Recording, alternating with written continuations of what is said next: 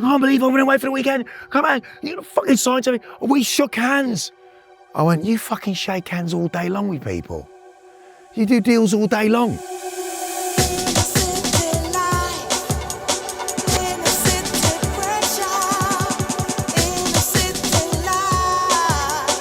Hi, this is Goldie, and I'm rattling my brain, and this is my definitive, my take, from my point of view, on the making of inner city life.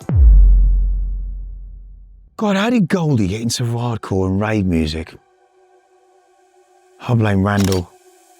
I'd come back from America and there's just this music getting played. It was breakbeat, but it was harder. But it wasn't four to the floor. It's just this mad hybrid of tunes.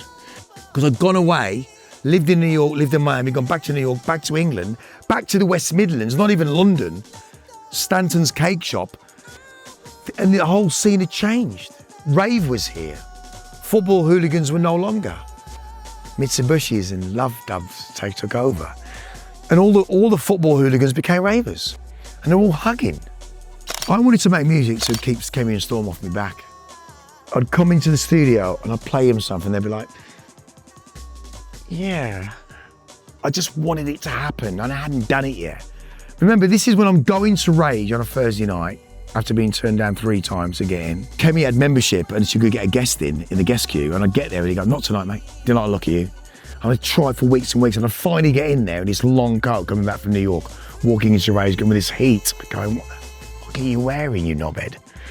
And there's all these guys on boxes raving to the laser. This music is built for the 90s. It is a music which depicts the real mood. It was always remain on the cutting edge. The first member of Roughage Crew was Linford. Had a wicked record collection. We took all his tunes out and went, right, I need to hire some studio time. And Reinforce, just come here. I'm like, nah, I need to do it on my own. And I did my first Chris Biscuit release. They gave me some money for the budget. I put some of my own money from hustling, which I did. And I went in there and did Chris Biscuit. I was influenced by Chris, which is what it's named after, at Music Power. You're gonna like that, aren't you, Chris? Great guy. I mean, he's the guy that we used to stand in the record shop with Kemi and Storm. I'd have Massive with me, he was a little puppy at the time, and we'd wait for Grooverider to come. Hours. And his red Mercedes would go around the back, and the back door would be open, you'd see the car go past you, fucking Grooverider there. Come in with his big shiny head. Chris would start getting in the mix and we'd be looking at the chin, have these white labels. Chris would play and he'd get in the mix and Groove would go. Like a bet, you know, like in the bookies. You know, I'll have one of them, I'll have one of them. Which kind of also, we're not ranting here, it all led to Timeless. All of it led to Inner City Life, all of it. My personal views are that, to me, it's new dimension music, because it's another dimension of the music, it's a new format, it's a work to that hasn't happened for, I don't know, 10, 20 years. Inner City Life, people have to understand this. It was never a single. It was extracted from Timeless. Timeless was the opus of 21 minutes.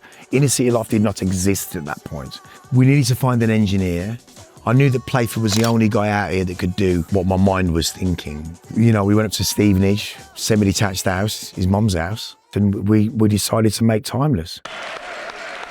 Yeah, well, what can I say, man? Firstly, I'd like to say about a music that's been taken the wrong way a lot of the times over the years, but I really want to especially give this award to Grooverider, who's been supporting me for the longest, man, because British DJs in the country have been supporting black urban music for a very long time, from the hip-hop community, from the dance community, all over the world. And I think when you go around the world and see this music taking off and getting into so many other formats, I'm just proud to be British and proud to be urban and come where I come from, you know what I'm saying? So, you know, let's go for the people. Thank you very much from the bottom of my heart and respect, yeah? Timeless was made before I even went out and made a record deal. Because I said to Playford, let's make this thing, let's do it. I wanted Playford to sign it. Playford didn't want to sign it. And you know that, don't you, Robert? Deep down, he should have signed it. I said, give me the money to the rest of the album. He didn't want to take the risk. No A&R man in this country, in England, wanted to listen to a 21-minute piece. They turned it off after 4 minutes. And Pete Tong was the only person, when I walked into his office, with the dog went in on the chair, I sat next to the dog, and he always says it's the reason because of the dog he signed it. He sat there and listened to 21 minutes of Timeless in his office, and the chair started going a little bit, you know, after 10 minutes, you're like, where the fuck is this going? He didn't reach for the roller deck as most people did. There's a little roller deck on your desk then. Didn't look at his watch. 21 minutes later, Pete's gone, I want to sign it. But the reason why he signed it was not because of the dog. He didn't sign Left Field. He didn't sign Soul II Soul.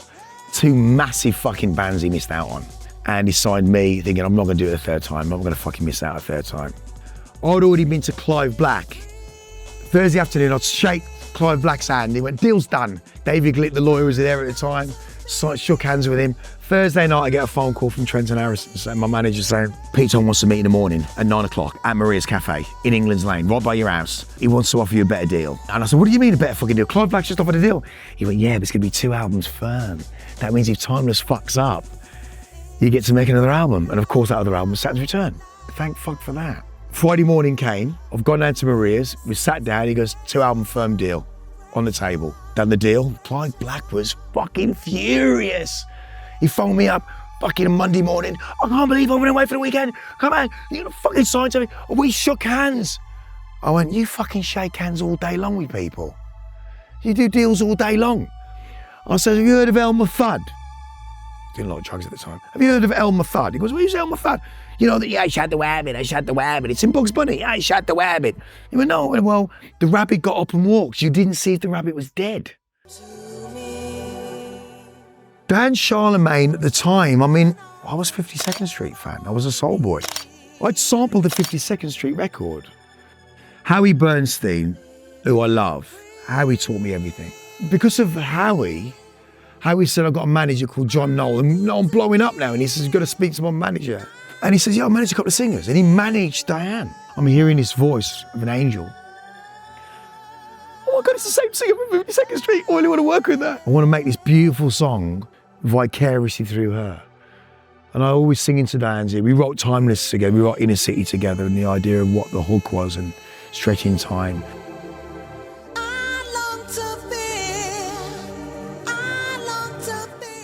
I wanted to do Inner City Live video. It was kind of special because it was shot inside Paradise Club. The double bed that we were sitting on, rolling around with Conrad, rolling around with Tracy, which was my girlfriend at the time, with Randall and the rest of the underground passing a club metal sticker with Paradise on it, while Randall was on the decks with his BMW in the video doing a 360. Fabio's dad, which no one really knows this, Fabio's dad is one of the 2 black men sitting on the bench at the beginning. I wanted to get his dad in the video because he's a great guy. And it was just a moment in time. You know, Mike Lipscomb at the time was a brilliant director. And he said to me when I met him, I'll do it on one condition, that I can have a shopping trolley in it falling. Great video. Giles Peterson sent me, says, G, have a listen to this. I opened it up, and as soon as I heard the first chord, I burst into tears. I really did. And it was by Matthias Voigt, and it's the jazz version. And I've never told anyone about this. Call Matthias Voigt. I said, Matthias, this version of Inner City Life has made me cry. Who's the fuck singing it? He went, Jaleesa Anderson. He went, you know Jaleesa? I went, no. I went, have you got a number for her? I called her up.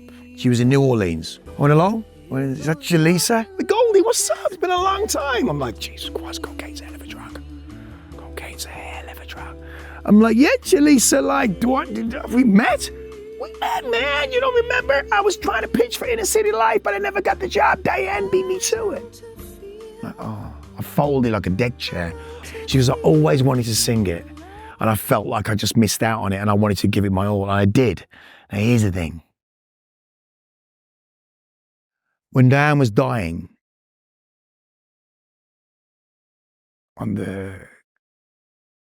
3rd day I went to see her, I took it to her on an iPad, and she couldn't speak, but I played it to her. And we cried. And then I left the hospital. And the next day, I was on the way to the hospital to go and see her again. And her daughter called me and said she's gone. And that was that. But she loved it. She loved it. I put it on her shoulder and we sat there with her and I held her hand. Rub the feet. Always rub someone's feet if they're going. I rubbed her feet and she loved it. She nodded. But she just burst into tears, sweet tears. She couldn't speak at the time. And that will always stay with me.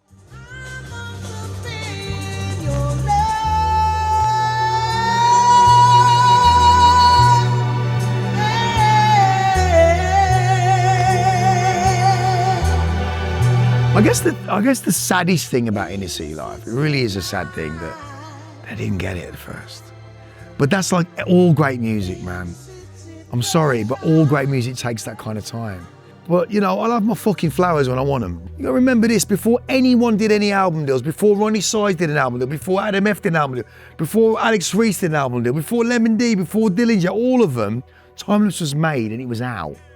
So as far as, let's get it fucking right, ladies and gentlemen, boys and girls, I respect you all. But let's just not fucking get above our stations a little bit. Timeless was seminal for everybody. It opened doors for everybody.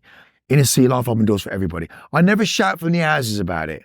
I let the music do the talking. But when people look back, look at fucking dates. Timeless was the catalyst for the massive change where we are now. Period, hands down. I'll drop the fucking mic and I'll walk off.